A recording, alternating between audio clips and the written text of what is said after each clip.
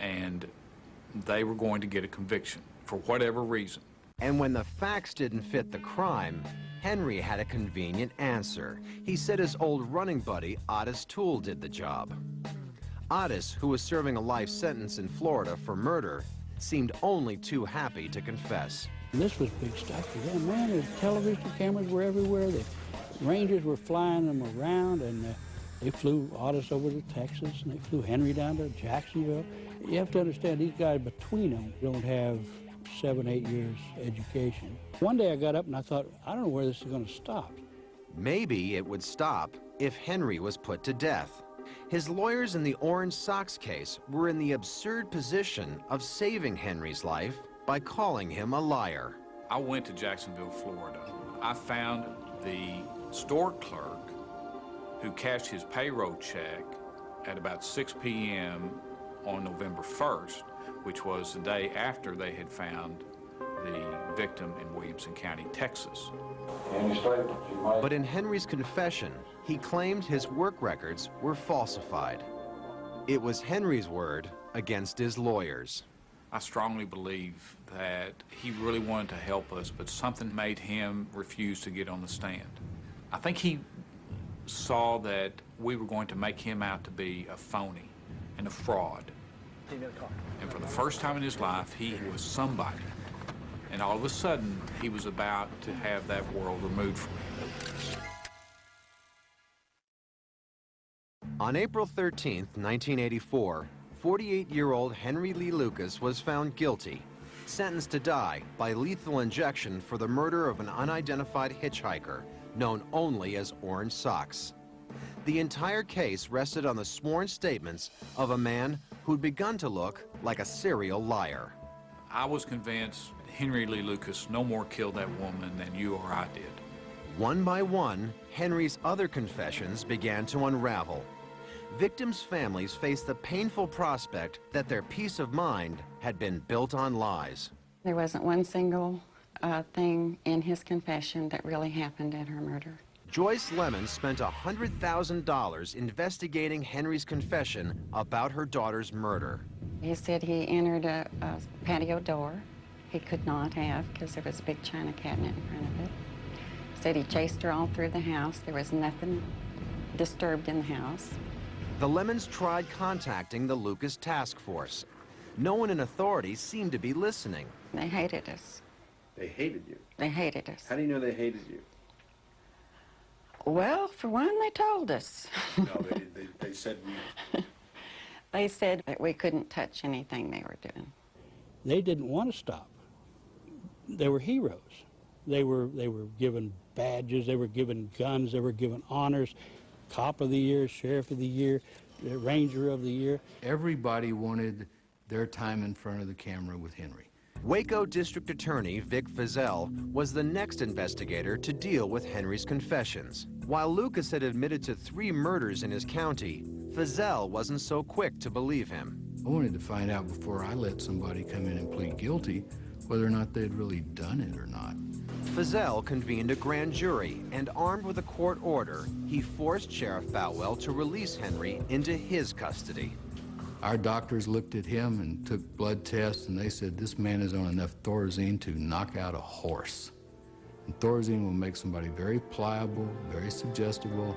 They'll tell you what you want to hear. Once off the drug, Henry started singing a different tune. Suddenly he was a different man. And he started saying, yeah, I didn't do that. I didn't do it. I was wondering when somebody was going to wise up to all of this. Then on April 14th, 1985, the rest of the country got wise to Henry Lee Lucas. A series of investigative reports by Hugh Ainsworth splashed across the front page of the Dallas Times-Herald. The task force, the convictions, the whole 3-ring circus had been based on Henry's evil imagination. They had not one piece of forensic evidence. Now think about that a minute. They had not one fingerprint, not one hair match, not one piece of fabric, not one thing. Something went wrong. There was not a check somewhere that said, wait a minute, are you sure you got the right person? I would say maybe I shot her, you know. And they said, no, that's not right, you know. Well, I know it has to be something else. So I would say, well, maybe I strangled her, and that wouldn't be right. So they said, well, no, that ain't right, you know. I said, well, maybe I stabbed her. And they said, oh, yeah, that's right now. That's right. Henry's recantations were big news.